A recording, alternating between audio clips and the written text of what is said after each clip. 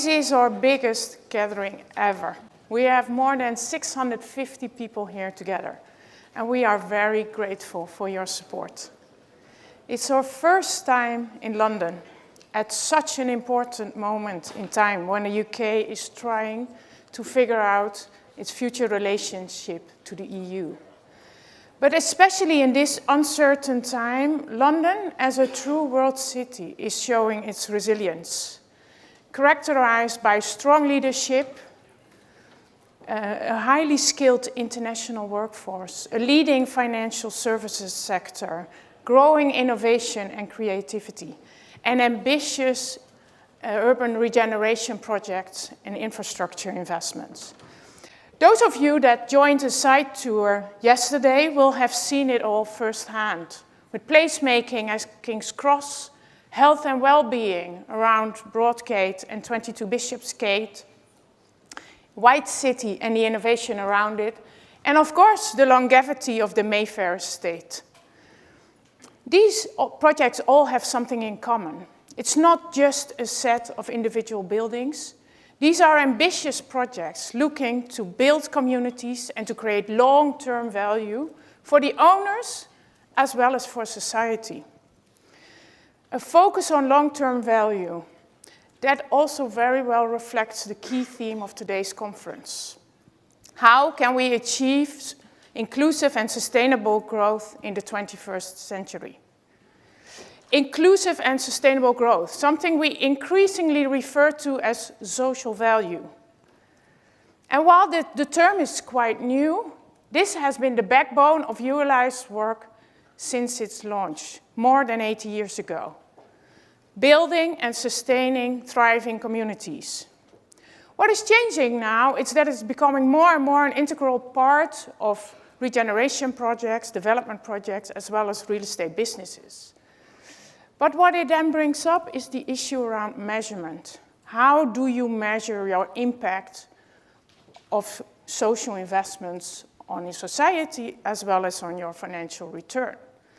As Uli, we've done already considerable work in this field, and we will do more because it starts to become more and more important. But it's not only about measurement. There are really some urgent issues that we as an industry need to deal with. And probably the most pertinent is around housing affordability. It's not just about building more homes, but it's about a true understanding of what the issues are, which may differ from city to city, and then working together, public and private sector, to find long-term solutions. In collaboration with our residential council, we've already done considerable work around causes of housing unaffordability, consequences, as well as modern measure to really focus on affordability. And we're now initiating a new project focused on best practices. So, because there is already a lot of good stuff happening, but we just need to share it better with each other so we can all learn from it.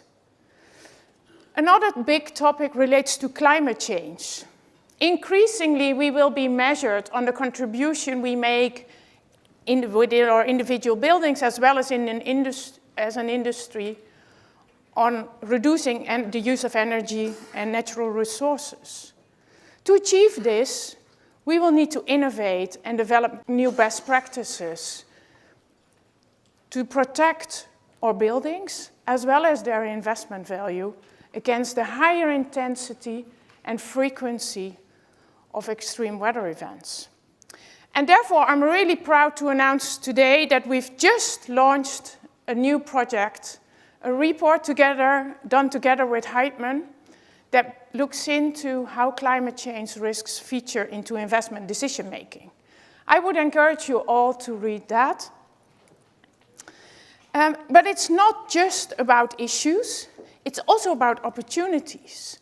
And for example, what can technology do to help us to resolve some of these issues? By, for example, bringing down the cost of construction, by improving the availability of data to make better investment decisions, improve quality of life of people that live in cities, So we see new players coming into the market and existing players changing their business in response to these new realities.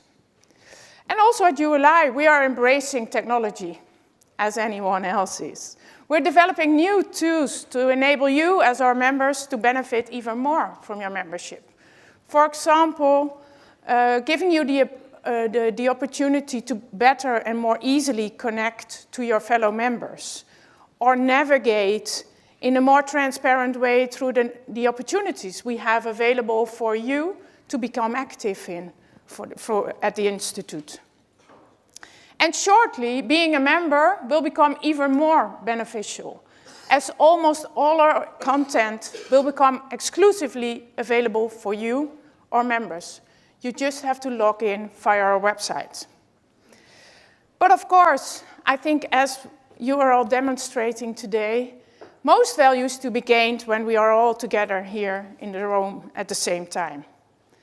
And that's why our national councils, young leaders, as well as next groups, are putting so much effort in organizing events and bringing people together to learn and share best practices. Last year, they organized altogether more than 200 events all across Europe. On top of that, we have 7 product councils, and quite a number of you may have participated in the meetings yesterday, where you saw them in action. We plan to develop that further, and we're working now on the launch of the 8th product council, focused on technology and innovation. We've also expanded our advisory services panels, where members volunteer their time to help resolve real-life urban challenges, making a direct impact on local communities. We've done work in Wolfsburg in September. Later this month, we will be in Amsterdam, and later in spring, we'll go to Dublin. So please do get involved, as ULI is your organization, and the more you put in, the more you will get out of it. And as a good example of this, I'm very pleased to welcome Mark Preston as our conference chair this year. I would like to thank you, Mark, for your time and long-term commitment to ULI. And before I hand over to Mark, there are many people I would like to thank, because this event would not have been possible without the support of so many of you. First, I would like to thank Jürgen Fenk, our European chair, for your continuous support. I would like to thank the European Conference Organizing Committee, chaired by Anne Kavanagh and John Zehner, for their leadership and contribution, which has been really inspiring. I would like to thank the speakers, whose insights are really making this event so memorable and informative. I would like to thank the generous sponsors. You can see all the names here behind me. And in particular, I would like to thank our icon sponsors, Patricia and Greenberg Traurig, which helped us to put up such a spectacular conference dinner last night. And I hope you agree with that with me. And then I would like to, although it's not over yet, I would like to thank the ULI staff for all the hard work they've done already. But we'll hang in there for a few more hours, making this a real big success. So there are actually too many people to thank. So I would really like to finish and say thank you to all of you, as together we are the world's foremost authority on creating and sustaining thriving communities worldwide. Thank you very much. I hope you enjoy the conference. Thank you very much, Lisette, and welcome from me too. When I'd offered a few 2 or 3 months ago to Lisette, I said, look, just let me know what you'd like me to do when the conference comes if the panelists don't turn up or something. Do by all means let me know, and I'm happy to stand in. Oh, well, perhaps you'd like to be conference chairman. So it's one of those situations where you be careful what you ask for. And I thought that sounds like a hell of a lot of work. And then I discovered that actually it's a completely fraudulent title, chairman of the conference, because all that I do is stand up and say this for a few minutes, and then you won't see me at all other than mingling around in the crowd. So I will be as brief as I can, because I know you want to get on with the day. But 650 delegates is a real achievement, Lisette. Well done to you and the team from 25 different countries, so really fantastic turnout.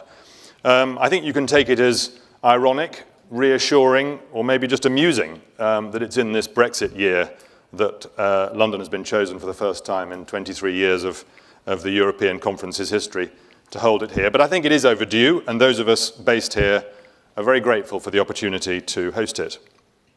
As always, an awful lot of work has been done by Lisette's team, a really highly professional team. When you get close to them, you realize just how professional they are, and we thank them in anticipation of another successful event. So I've mentioned Brexit once, Lisette's mentioned it as well. I think I probably better mention it just one more time, but I'm not going to, and whatever your views are on Brexit, I think probably most of us in the room would agree that we're in a mess here in this country on it. I'm not going to offer you any predictions as to what may happen. I don't know any more than anybody else, obviously. But actually, I'm going to sound a note of long-term optimism.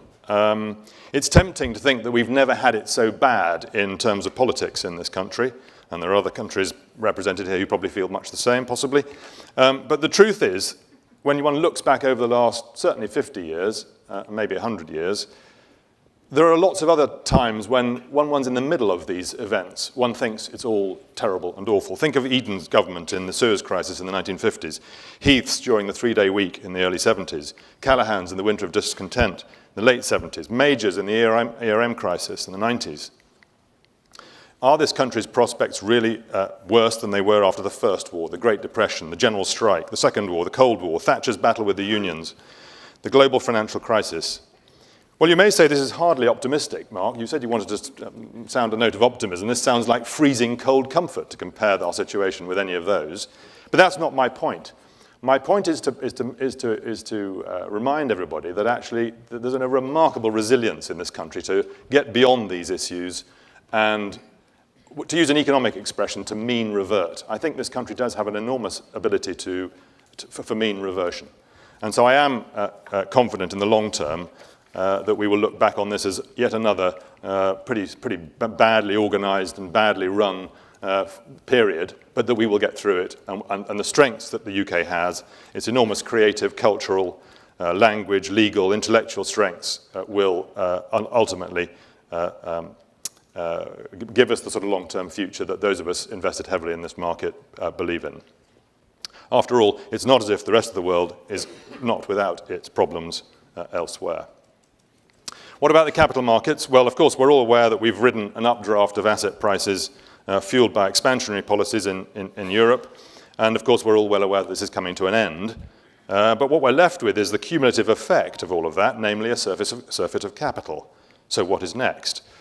Well, it's reasonable to suppose that at the very least, we're going to all have to work a lot harder and cleverer over the next 10 years to produce anything like the same returns that we have over the last 10.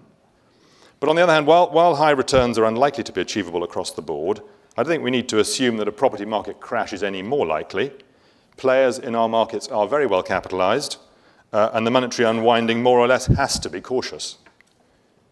Capital markets, of course, are difficult to predict, but what I think one can say, moving on from capital markets, is that there are trends that are nearly certain to affect the economics of the property investment world looking ahead. Digital revolution, of course, environmental and social politics, and taxation policy. These are each going to affect our industry over the long term, and that it is over this time frame that we should measure our achievements. Property, after all, is a long-term game.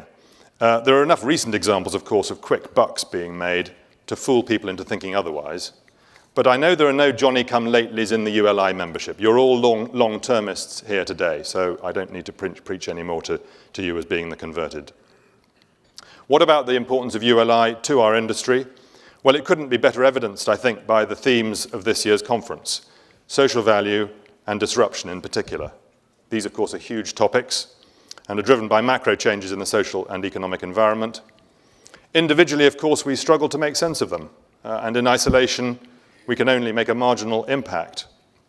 ULI's mission for leadership in the responsible use of land and in creating and sustaining thriving communities worldwide makes it an important force in helping us to navigate these trends. And we're really fortunate, as Lisette has said, to have such excellent speakers today to address these topics, and we very much thank them for their time today. Finally, just a little bit of my own assessment on how our industry is faring in these two areas of social value and disruption. Well, on social value, we're all familiar with distrust in business, and at the heart of that distrust, of course, lies a suspicion that businesses, and more specifically their bosses, and even more specifically their shareholders, are selfish and short-termist. Too often, that suspicion is given oxygen, even if there are many contrasting paragons, including the one we heard from this morning at the chairman's breakfast, Patrizia in particular. The political and social environment now is such that there simply is no long-term future for those who choose to make a quick turn and leave nothing of value for the community. Whether reputationally, taxationally, recruitmentally, I don't know whether that's a word, by the way, but it feels like it should be, recruitmentally, or ultimately economically, there will be an increasingly material cost to that approach. Meanwhile, there'll be an increasingly handsome dividend economically, reputationally, and recruitmentally for those who embrace the delivery of social value as part of what we're all here to do, ultimately. But of course, it's difficult. What social value to deliver? Who should be the judge of it? How should it be measured? Can it be measured? Difficult questions, and early days still, so we shouldn't beat ourselves up too much as we explore this. What about disruption? Well, without wanting to belittle the achievements of our profession over the last 9 centuries, I would suggest to you that the formula for that period, since really English law in the 11th century developed the idea of somebody owning land, somebody wanting to occupy it and shoving a lease in between the two of them, hasn't actually changed very much. No wonder our industry has not been very innovative. We sort of haven't had to be. That is now changing quite fast. Not only is the formula that I've just described being disrupted with, of course, co-working businesses increasingly looking to own the relationship between occupiers and landowners, but also location is arguably less important than it was, given the ability to work and communicate remotely. So there are threats and opportunities in all of that which we well know about, and that's exciting and challenging for all of us.